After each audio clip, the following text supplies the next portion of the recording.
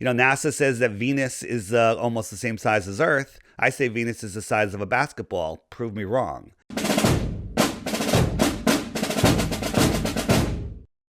And when you go out tonight and look at the stars, they're in the exact same position they were a year ago, right? You go out next year, same night, same time.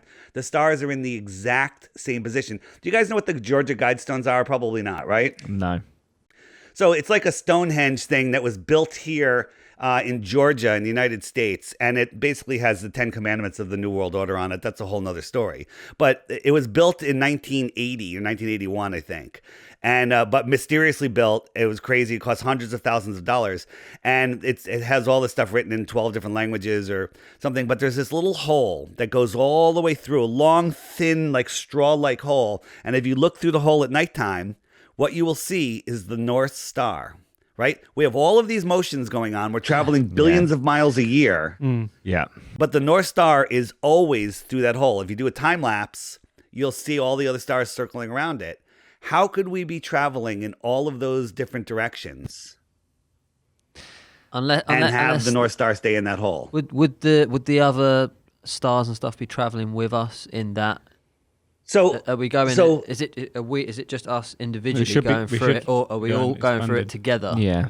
So in our solar system, our solar system's in the galaxy. Our solar system's doing this whole spiral dance with all the planets, and we're going around our sun in all these directions. And all of the other stars are doing all of their stuff in all of their different directions. Yeah. Okay. It's like a crazy beehive. Yeah. But somehow Polaris has not moved from that hole. It's an incredible point. Impossible. Yeah, I like it. That is one of the things that does baffle me. And when you think of the North Star, when you think of Orion's belt and things like that, like you say, these stars are all in the same place, and yet, like you say, we're supposed to be going thousands of miles an hour, hurtling around different things and stuff, and yet the stars don't move. I think that's why that's where my 1 instead of 0. I think that's what it hinges on, to be honest. Is that doesn't really make sense in the grand scheme of things. I've never even really thought about that. Yeah. So that's definitely that's another thing. Yeah. Where nobody thinks about it, because we were trained that the Earth was a globe before we can speak. Your parents, if they were good parents, they probably bought a mobile for above your crib of a solar system. Okay. Then you watch Sesame Street and all these children's programmings. They're all globe programming shows. The kids go to kindergarten. They come home with worksheets about the sun and the moon and the size and space and astronauts. It's all globe programming. We're going to get to the point where you guys are going to go, well, why? Why the lie? Why the big thing? Yeah. We'll get to that. Let's save that for a little bit. Okay. All right? Because the lie is the most important part of this story. One of the arguments, I think, is like what we're seeing is actually light from stars that have long since died, and it takes that long for the light to get to us. Cool story, bro.